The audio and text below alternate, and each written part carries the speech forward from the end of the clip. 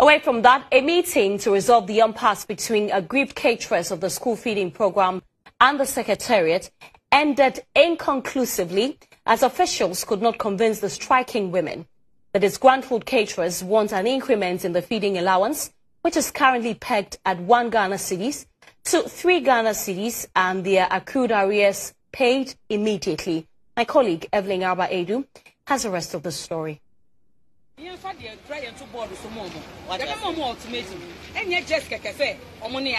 This was the demeanor of aggrieved caterers of the school feeding program before their meeting with the Secretariat on Monday morning. The meeting finally started at about 11:30 a.m. But after 2 hours of discussions, the disgruntled caterers started chanting, "No increment, no cooking," as they were not getting any assurance of seeing a rise in their contract sums. No cooking! No cooking! No cooking! According to the caterers, since the last review of the feeding fee per child from 80 pesos to 1 cedi in 2018, there has not been any change in that amount. We can't cook with 97 pesos. That is what we want the government to know. If nothing is done about the increment, we can also not do the cooking anymore. They said they can't help us. They are not in capacity to help us. So we didn't hear anything good from them. The outcome of the meeting is that Madam is trying to do everything possible so that they release the remaining amount. What the caterers are saying now is that no payments, no feeding, no increment, no feeding. Aside from their demand for an upward adjustment, the caterers want the Secretariat to pay them their accrued arrears. If the government cannot pay us our demands, we sit at home and we don't cook because they are our kids.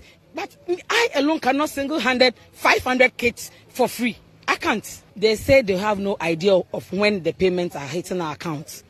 And the regional coordinators, the zonal coordinators, the municipal chief executives too are stressing that if you don't cook, they are going to take the schools from us. Their real payments, they have not been paid. We did hot meals too. Some caterers did not get their money. The quest of the aggrieved caterers to present a petition to Parliament failed as the lawmaking chamber is still on break.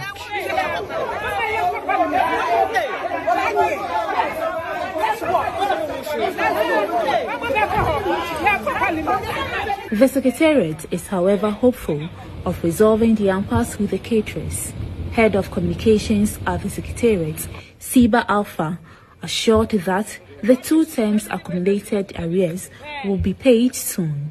Whatever their demands were, we have already followed up on the payment issues. We have updated them on what is going on. The accountant came there, spoke with them and told them that controller has assured that we have some monies, and then they were looking for top-up. So we should be assured that everything is being done possible to ensure that the third term payment is paid. The exact amount for the term is supposed to be about 34 or something million Ghana cedis. So that's the amount we have requested for to pay all the third term days.